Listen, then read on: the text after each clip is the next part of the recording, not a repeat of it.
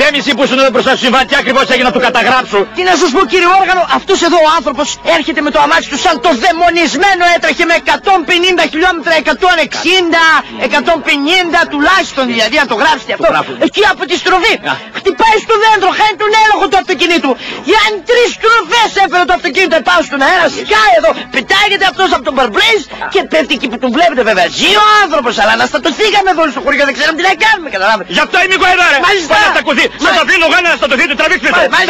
Να πείτε ότι βοήθησα. Ναι, τραβάω γραμμή και γράφω το συμβάν. Έχουμε ένα τραυματία ολοκληρωτικά μέσα στο χαντάκι πιταμένο. 2 αναλυτικά. Πουδάρ δεξί στο χαντάκι. 3. Πουδάρ αριστερό στο χαντάκι. Ωραία. 4. Σε σκάσει και ακίνητος καταγράψει συμβάν. Σερ δεξί στο χαντάκι. Ωραία. 5. Σερ αριστερό στο χαντάκι. 6.